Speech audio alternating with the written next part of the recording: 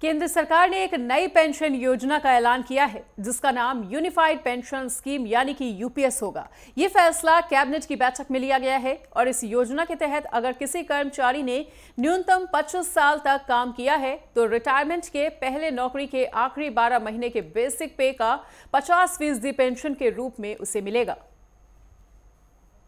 देश भर में सरकारी कर्मचारियों की तरफ से हमेशा मांग आती रही कि जो एनपीएस स्कीम है उसमें सुधार किए जाए। सुधार के लिए एक कमेटी बनाई थी माननीय प्रधानमंत्री श्री नरेंद्र मोदी जी ने अप्रैल 2023 में।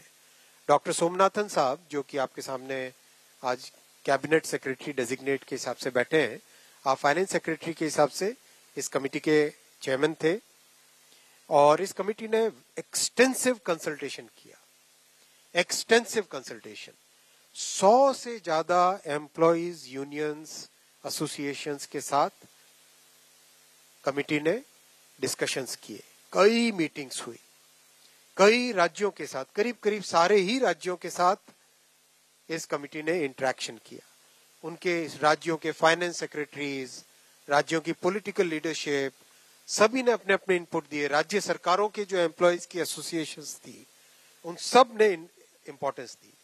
तो जिस सीरियसनेस के साथ प्रधानमंत्री श्री नरेंद्र मोदी जी ने इस विषय को लिया, आप सब जानते हैं कि मोदी जी के काम करने की शैली में और विपक्ष में एक बहुत बड़ा डिफरेंस है।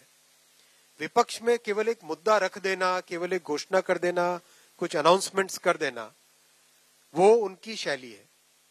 मोदी जी की शैली है हमेशा जो मुद्दा है उसको सीरियसली लो, उसको डिटेल में समझो, उस पे जितना पॉसिबल है कंसल्टेशन करो और उस कंसल्टेशन से निकल के जो देश हित में, जनहित में और स्टेक होल्डर्स के हित में जो विषय आए उसको उस तरह से आगे रखना। इसीलिए इस कंसल्टेशन के बाद में और साथ ही साथ जो जॉइंट कंसल्टेटिव मैकेनिज्म है सेंट्रल गवर्नमेंट के एम्प्लॉइज का JCM, उसके साथ मल्टीपल मीटिंग्स, फिर दुनिया के कई देशों में किस तरह की स्कीम्स हैं, किस तरह के सिस्टम्स है वो भी देखा।